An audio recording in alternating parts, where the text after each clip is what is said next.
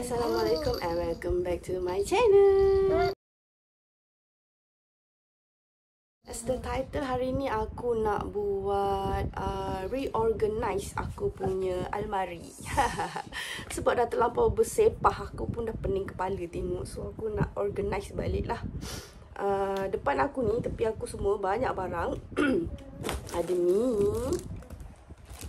Lepas tu belakang ni ada satu bag banyak ya dalam ni. Nanti aku tunjuk semua, jangan risau.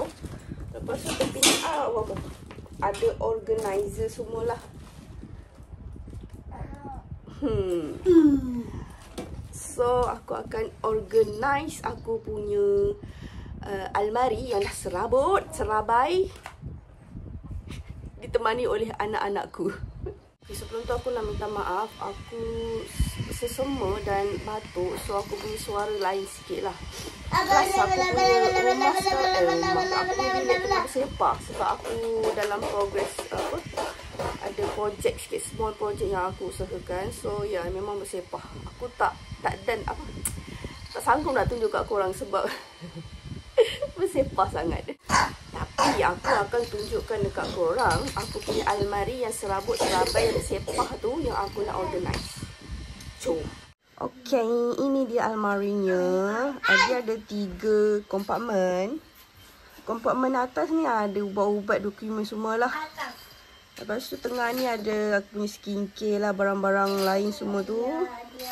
Yang bawah ni tudung. Tudung pun as you guys can see, too messy. So aku nak organize bahagian ni. Bahagian ni dia sebenarnya untuk baju. Sebab dia besar gila ya. Tempat ni besar gila.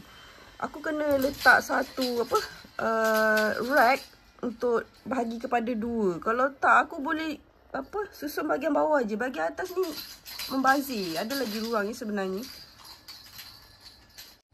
So that's why lah aku beli rack yang ini. Aku puas belik-belik dekat Shopee. Aku jumpa rack ni. Rack ni sengit sikit sebabnya aku dah pasang hari tu. Anak buah aku pergi main benda ni, so tercabut. Aku pasang balik, dia sengit dah. Tak boleh buat apa. Still boleh guna walaupun sengit. Aku beli ni satu. Ini kecil sikit. Dan satu lagi, yang ini besar sikit. Compare to this, dia kecil. Bolehlah aku buat macam level dekat dalam aku punya almari tu. So boleh guna maksimum lah. Bahagian atas ada ruang yang membazir. Aku ada juga organizer yang lain macam yang ini. Sebab aku beli kat Shopee, dekat EcoShop pun ada, dekat Mr. DIY pun ada, tapi harga berbeza-beza. So aku beli kat Shopee je. Dan aku ada yang ni, organizer yang ini untuk ubat. Allah. Yang ini untuk brush semua tu lah. And then ada juga organizer. Oh, macam mana aku nak keluarkan? Terlampau banyak barang itu berat. Aku ada organizer yang ni. Yang ni aku beli kat EcoShop. So kita tengoklah organizer mana yang sesuai untuk digunakan. Dan aku ada bag makeup je. Aku tak makeup tapi aku ada bag makeup. Nanti aku story. So stay tune, tengok video ni sampai habis. Okay, aku rasa aku akan mulakan dengan kerongsang dululah. Aku akan organize dalam bekas ni. Then aku akan organize ubat dalam bekas ini pula. Skincare aku akan organize dalam bekas macam ni lah. Ataupun bekas EcoShop colour pink. Tengok mana yang muat. Mana yang muat, mana yang sesuai. Dan last sekali aku akan organize makeup dalam bag ni. Stay tuned.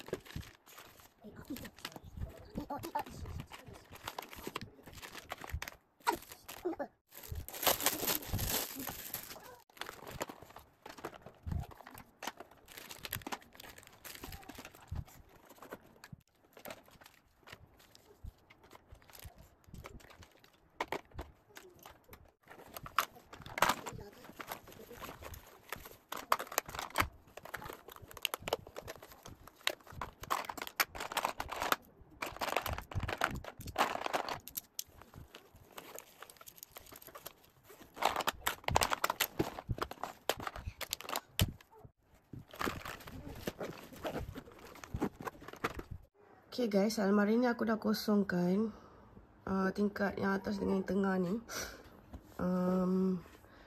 Aku dah kosongkan, so aku boleh masukkan aku punya barang-barang yang aku organize tadi. Okay guys, aku dah kemas. Ni level atas, level tengah, ada juga level bawah. Level bawah ni sama je. Aku just lipat-lipat balik, susun elok-elok. Ini nampaklah organize sikit kan. Atas pun lebih kurang je. Semuanya boleh nampak. Tu je lah bezanya.